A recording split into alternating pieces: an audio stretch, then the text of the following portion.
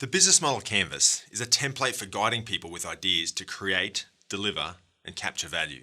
The value proposition canvas and customer development process helps us complete Section 1, who is the customer and what is their problem, and Section 2, the value proposition, what is the product or service solution and how does it solve the problem cheaper, better, or faster than anyone else.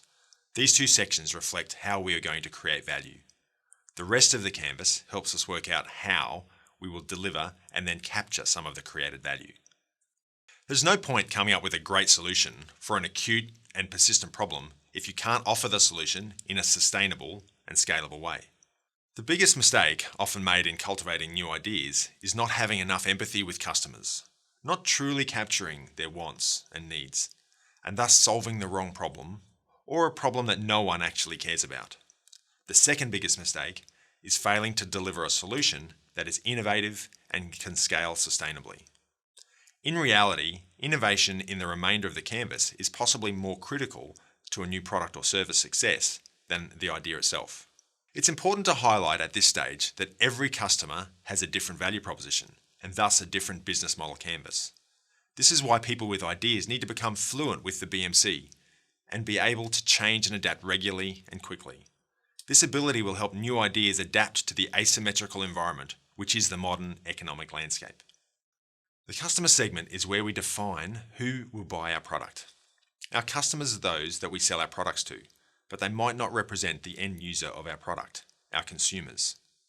If you are selling through a business to customer or B2C channel, then the consumer is your customer. If you are using a B2B2C channel, then your customers are other businesses, but you still need to take the consumers into consideration in your business model.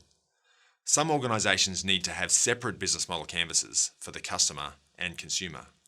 Alternatively, you can have one BMC that accommodates both, which we will do in the PERKii case study. In our BMC, the actual customer is primarily going to be cafe and convenience store retailers and supermarket buyers. Our consumer is Pippa, a young, health-conscious female aged between 25 and 40.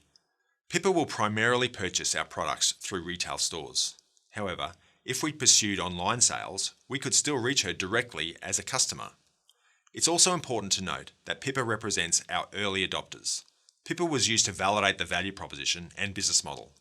However, it's important to widen our customer base to include early majority. In PERKii's case, this includes all types of health-conscious individuals, male and female, old and young.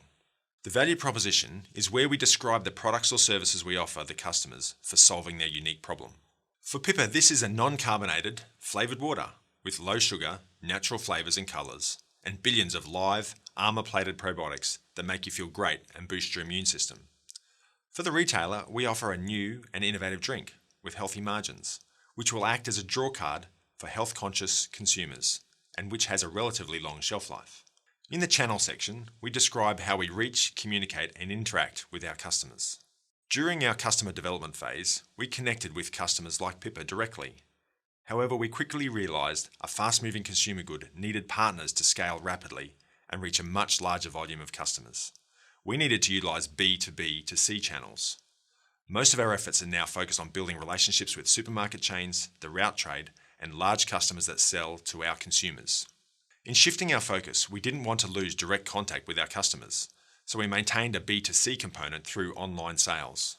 This component of our business generates the highest profit margins. However, it is also the hardest and most expensive to scale. Direct sales was great for getting customer validation. However, the massive marketing expense of doing this on scale is not feasible until PERKii has grown significantly. When PERKii is big enough, we will probably be able to grow the B2C business like Microsoft. After building consumer awareness and brand equity over decades of B2B2C channel development, Microsoft now uses a B2C channel. In the customer relationship section, we detail the type of ongoing relationships we have with the various customer segments and how we acquire new customers.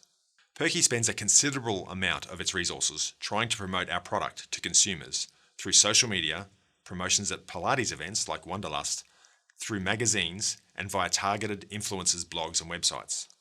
We don't typically have a personal face-to-face relationship with these customers or consumers. However, We do have strong relationships with our retail customers that are serviced face-to-face by a team of PERKii sales representatives who visit them on-premise regularly or quarterly in the case of large national retail chains. The revenue stream segment describes how the company earns income. In effect, this is a measure of how much the customer values the value proposition. For PERKii, this is pretty simple, as it earns the majority of its revenues from bottles of drink purchased by customers or consumers when they buy online. PERKii endeavours to rapidly grow this revenue stream by increasing the volume of sales of each unit, increasing the number of outlets selling the product, and once the brand develops a loyal following, by increasing the range of different products in the market. This may include larger take-home bottles, concentrated PERKii pouches, dairy and non-dairy chilled snack foods, etc. Initially, these products will likely target existing PERKii consumers. However, over time, we will hopefully broaden the consumer base with products targeted at children, but most likely purchased by a female in our target demographic for themselves and their kids. Revenue streams have increasingly become a source of business model innovation. Traditionally, most corporate revenue streams were based on a fixed price. However, many disruptive startups are based on a dynamic pricing mechanism. This usually allows the customers to negotiate, bid, or barter on the price. Bear this option in mind, as many companies find it hard to embrace this system, and it may provide an opportunity for disruption to your own or a competitor's business model. Importantly, we know rapidly growing businesses often have what we call a multi-sided market. This means multiple sources of revenues from different but complementary customers. It's a way to maximise revenue, thus increasing sustainability and scalability. However, average consumer product companies rarely achieve this. Because PERKii has the license to the Progel patented technology for all probiotic applications, it may in the future license this technology to other food and nutraceutical companies with non-competitive products in return for license fees and royalty payments. This innovation in revenue stream will increase the strength of the business model and therefore the profitability of the company. The ability to do this somewhat depends on the success of the initial PERKii range, so this of course is the initial focus. PERKii also spends a considerable amount of money on research and development and export marketing, so PERKii also has a revenue stream from a range of government grants and incentive payments. All these things combined help to increase the viability and sustainability of the PERKii business model. All of these elements on the right-hand side of the business model canvas work together to represent the desirability of the business model.